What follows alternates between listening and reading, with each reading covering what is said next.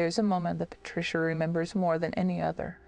Not the first message, not the day she realized something was wrong.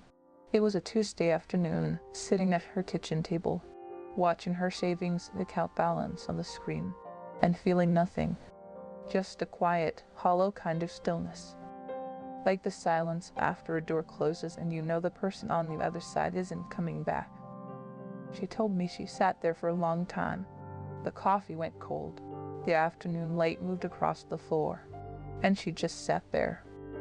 That's where this story ends.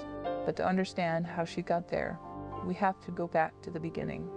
To a woman who had a routine, a small life she had built carefully, and a need, quiet but real, to feel like someone was listening. Patricia was 61 years old when this happened. She lived alone in a 2-bedroom house in a suburb outside of Columbus, Ohio. The second bedroom had been her daughter's, but her daughter had moved to Portland 8 years earlier, and the room had been a guest room ever since. Mostly just a room with a bed that nobody slept in. She was retired. She had worked for 34 years as a payroll administrator for a mid-sized manufacturing company, and when she retired, she got a small pension, about $1,800 a month, and she had saved, over the years, a little over $94,000. That money sat in a savings account in a small CD. It wasn't a fortune, but it was hers. Every dollar of it was a year of her life, a lunch she didn't buy, a vacation she didn't take. Her days were quiet. She walked in the morning. She called her daughter on Sundays. She had a few neighbors she liked. One friend from church named Diane, who she had coffee with every other Wednesday. She watched the news. She read. She cooked dinners for one and ate them at the table with the television on low, just for the sound of voices in the house. She wasn't unhappy. I want to be clear about that. She wasn't desperate or broken or searching. She had just settled into a life that was a little smaller than she had imagined. And somewhere in that life, there was a space, not a gaping hole, just a small, quiet space where something was missing. The feeling that someone out there was thinking about her, that someone, somewhere, would be glad to hear her voice. That's the space he walked into. It started on a site called Silver Meat. It was a social platform for people over 50. Not really a dating site, or at least, that's not how Patricia thought of it. More like a place to connect. She had joined it the previous spring after her friend Diane mentioned it. Said she'd met some interesting people there. People who liked to talk about books and travel and grandchildren. Patricia didn't have grandchildren yet, but she liked the idea of conversation, of someone to write to. She made a profile, put up a photo from a birthday dinner 2 years earlier, wrote a few lines about herself, retired, enjoys cooking, walking, mystery novels, hoping to meet interesting people. That was it. For a few weeks, nothing much happened. A couple of messages from people she didn't feel any connection with, a few replies that went nowhere. She almost stopped checking. And then, one evening in early September, she got a message from someone named Gerald. He said hello. He said he had read her profile and that he also loved mystery novels, which almost never happened. Most people, he said, didn't appreciate a good slow build. He asked what she was reading. Just that. Easy, low pressure, genuine sounding. She replied. She told him she was halfway through a Louise Penny novel. He said he loved Louise Penny. They went back and forth about the series for a while. He was warm and articulate, and he seemed to actually read her messages carefully, because he remembered small things she mentioned. He didn't push. He didn't rush. He was just there in her inbox, like someone who had all the time in the world and genuinely wanted to use it talking to her. His profile said he was 63, a widower. He had been an engineer, worked in the oil industry, and now he did consulting work, project management for companies operating in West Africa, which was why he was currently based in Accra, Ghana. He had a daughter in the United States in Michigan. He liked to travel, liked good food, liked quiet evenings. He sounded real. He looked real. A profile photo showed a tall, silver-haired man in a light blue shirt, standing in front of what looked like a harbor, handsome in a comfortable, lived-in sort of way. She noticed that immediately. Then she told herself not to notice it. They wrote every day, morning and evening, sometimes in between. He would message her before she had finished her first cup of coffee, asking how she slept, what her plans were for the day. She would tell him. He would share small things about his own day, a meeting that ran long, a meal he had at a local restaurant, a news story he had read. It was ordinary conversation, and that was precisely what made it feel so real. After about 2 weeks, he asked if they could speak by phone. She hesitated. Then she said yes. His voice was warm and low, with a slight accent she couldn't quite place. He explained it was a mix. His mother had been British. He had grown up in Canada, had lived in several countries. He laughed easily. He asked about her daughter in Portland. He remembered her name was Claire. Patricia had only mentioned it once. After that first call, she sat in her kitchen for a while just thinking. She felt something she hadn't felt in a long time. She felt like someone had been paying attention to her. Actually paying attention. Not just being polite, not just filling silence, but listening. Remembering, caring about the small details of her ordinary days. She didn't tell Diane about him right away. She kept it to herself for a while, like something fragile she didn't want anyone to handle too roughly. By October, they were talking on the phone almost every evening. He always called her. He always apologized if he was late. He always remembered things. The neighbor's dog that she didn't like. The doctor's appointment she had been nervous about. The recipe she had tried that didn't come out right. He was, by every measure she had, a good listener. And in her experience, good listeners were rare. She started looking forward to 7 o'clock. That was usually when he called. She would finish dinner, wash the dishes, put on a fresh pot of decaf, and sit in the chair by the window with the phone in her hand, waiting, and when it rang, she would answer it smiling before she even heard his voice. She told Diane in late October.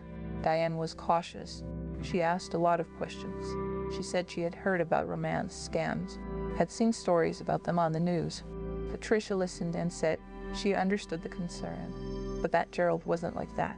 She had talked to him for 2 months. He had never asked her for anything. He had never even hinted at money. And that was true. He hadn't. Not yet. In November, something shifted slightly in the tone of their conversations. Not dramatically, just a small softening. He started saying things like, "I wish I could just be there with you," and "I think about you more than I should." He said it quietly, almost reluctantly, like a man confessing something he had been trying not to say. She didn't say anything back at first, but she felt it. She felt it the way you feel warmth when you step out of the cold, slowly, all over, a kind of relief. One evening he said, "Patricia, I want you to know something. I've talked to a lot of people in my life, but I've never talked to anyone the way I talk to you. I don't know what that means exactly, but I know it means something." She held the phone tighter. "You made me feel alive again," he said, "and I haven't felt that in a long time." In early December he mentioned casually, almost as an aside, that his consulting project was running into complications. The company he was working for had delayed a payment. It was a bureaucratic issue, he said, something to do with the transfer of funds between his client's bank and his own account. He expected it to be resolved in a week or 2. It wasn't a big deal. She offered to help. He said absolutely not. He said he would never ask her for something like that their relationship was completely separate from anything financial. He was almost a little offended that she had offered. She apologized. He laughed gently and told her not to apologize. It was kind of her, that it showed the kind of person she was. She felt slightly embarrassed for having offered. She also felt, somewhere underneath that, reassured, because he had said no. She told Diane about it. Diane said that was a classic tactic. Refuse the first time so you don't seem suspicious. Patricia said she thought Diane was being unfair. They didn't fight about it, but the conversation left Patricia a little cold. She didn't bring up Gerald in their Wednesday coffees for a few weeks after that. Christmas came. He called on Christmas morning just to say hello, just to tell her he was thinking of her. He said he wished he could have sent her something. He sounded genuinely sorry about it. She told him it was enough call, and it was. She meant it. In early January, he asked, and this was the first time he asked directly, if she could help him with something small. His bank account had been temporarily frozen due to a compliance review, a routine thing the bank did sometimes with accounts that had international transfers. He needed to make a payment to a subcontractor, about $1,200, and he didn't want to jeopardize the relationship with the contractor while the bank sorted things out. He would pay her back as soon as their account was unfrozen, probably within a week. He said he hated to ask. He said she could absolutely say no, and it wouldn't change anything between them. He said he understood if she wasn't comfortable. He sounded humiliated, like a proud man who had run out of options. She said yes. She sent $1,200 via wire transfer to an account he gave her. It was the first time she had wired money to anyone. The bank teller asked her if she knew the person she was sending money to. She said yes, he was a friend. The teller paused, just slightly. Patricia didn't notice. He paid her back in 9 days. Every dollar.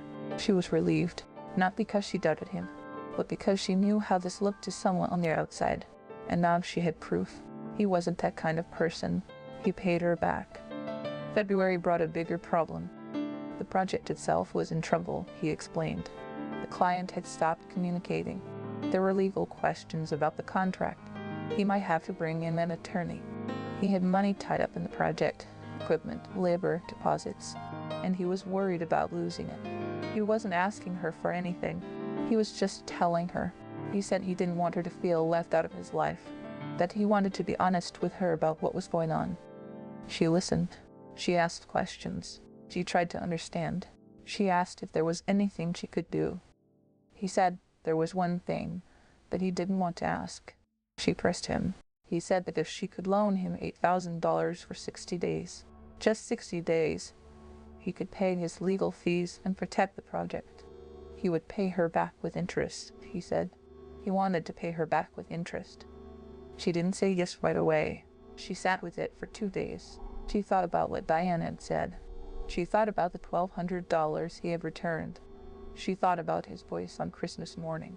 She thought about the way he said her name slowly, like it mattered. She sent $8,000, and the months that followed were a kind of slow unraveling, though she didn't see it that way at the time. Each time there was a problem, it was explained clearly.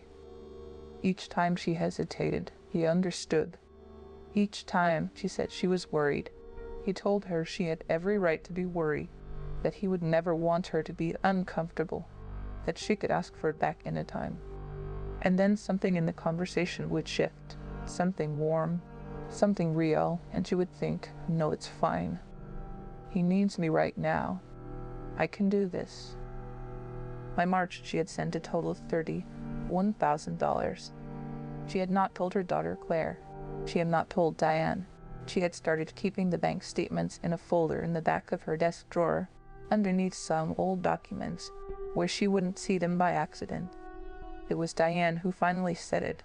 They were at the coffee shop one Wednesday early April, back to their regular meetings after a gap of several months. Diane had been patient. She hadn't pushed. But that morning, she asked.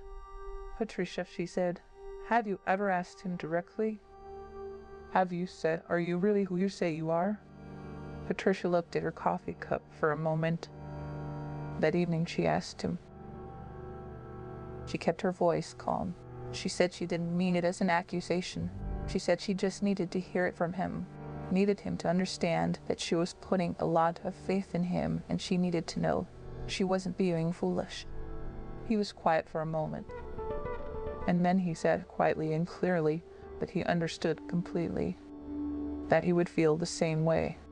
That trust had to be earned, and that he was aware he hadn't been able to show up in the ways he wanted to because of the distance and the circumstances, but that he was absolutely who he said he was. He said his full name. He told her his daughter's name again. He mentioned specific details, his hometown in Ontario, the name of the company he had worked for before retiring, the hotel he usually stayed at in Accra. And then he said something that stayed with her. He said, "Patricia, I want to see you in real life. I want to sit across from you at a table and buy you dinner and look you in the eyes and say everything I'd been saying on the phone. That's what I want, and I'm going to make that happen. I promise you." She believed him. She wanted so badly to believe him. In late April, he called her on a Friday afternoon, which was unusual. He normally called in the evenings. His voice was different. She could hear it immediately, a kind of controlled panic underneath the calm. He said there had been an emergency. His daughter in Michigan had been in a car accident. She was in the hospital. She was going to be okay. The doctors were saying she would be okay. But there were medical costs, and his accounts were still tied up, and he couldn't get money moved in time. He needed $22,000. He said he knew it was a lot. He said he wouldn't ask if there was any other way. She gripped the edge of the table. Her breathing changed just slightly, just for a moment. She said she needed to think. He said, of course. He said he was sorry. He said he was so sorry to put this on her. She sat in that kitchen for a long time after she hung up. She opened her laptop. She looked at her savings account. She had about $51,000 left. She thought about her pension, about what she would have coming in each month. She did the math. She had done this kind of math before, but this time, something felt different. Something in her chest felt different. She opened the new browser tab and typed, "Gerald, his last name, engineer, Ghana Consulting." Nothing came up that matched. She typed the phone number used into a reverse lookup site. Nothing. She typed his profile photo into a reverse image search.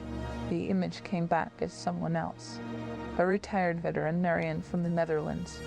The same photo, on a completely different person's page, from 5 years ago. She sat there looking at the screen for a long time. The room was very quiet. The refrigerator hummed. Outside, a car drove past slowly. She could hear her own breathing. Her hands were still on the keyboard. She didn't move them. She thought about the $1,200 he had paid back. She understood now. She understood exactly what that was. It was an investment. It was $31,000 purchased for $1,200. She understood, sitting there, how precisely she had been read. How perfectly. Everything had been calibrated to her specific loneliness, her specific caution, her specific need to feel that someone had chosen her. She didn't cry right away.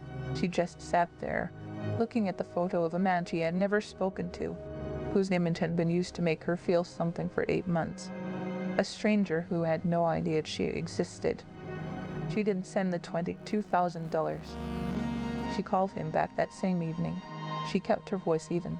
She said she had been thinking and she was concerned about her own finances, and she didn't think she could help this time. She said she was sorry about his daughter. He said he understood. He said he wasn't upset. He said they would talk tomorrow. He never called again. That silence, the silence after that last call, the absence of 7 o'clock, was its own kind of loss. She had expected it, but expecting something doesn't take away the weight of it. She found herself reaching for her phone at 7 out of habit, and then putting it down, and then sitting with the particular loneliness of knowing that the person you were waiting for was never real. She told Claire in May. She drove to Portland and told her daughter in person. Sitting on Claire's couch with a cup of tea she didn't drink. Claire cried. Patricia didn't, or not right away. She was past that particular reaction. She was in the quieter, harder place that comes after tears. The place where you look at your life and try to figure out how to go on with what's left. She filed a report with the Federal Trade Commission. A detective from the Columbus Police Department called her and was kind and direct and told her, gently but clearly, that the chances of recovering the money were very low. The accounts the money had been sent to were likely overseas, routed through multiple layers. He had seen many cases like hers. He was sorry. $31,000. Gone. That wasn't just money. She knew that.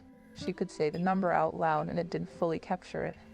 That was 17 years of careful lunches, of choosing the cheaper thing, of saying, not this year when the vacation came up.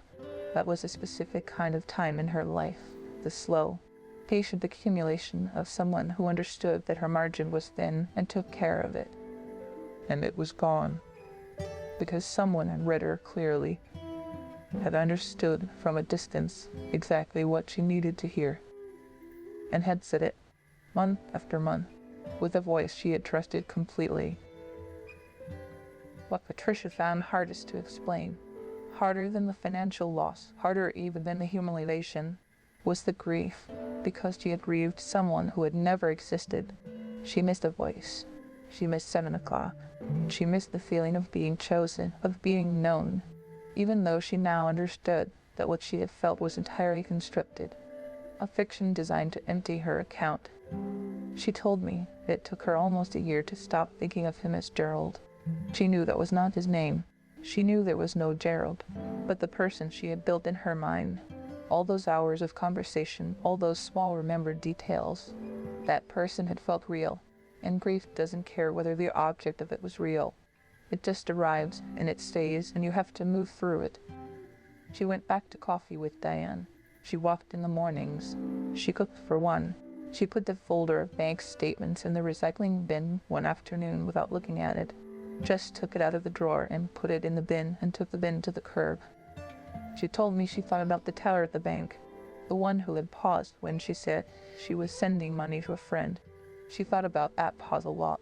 She had understood it at the time and dismissed it. She had thought, she trusts me to know what I'm doing. Now she wished she had let herself think about why the teller paused. She rejoined her church choir, something she had drifted away from. She took a short trip to Portland to see Claire for Thanksgiving. She let herself feel that those things were enough, that a life of real, small things was worth something, that it was, in fact, the only kind of life there is.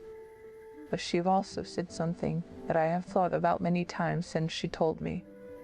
She said, "The hardest part isn't the money.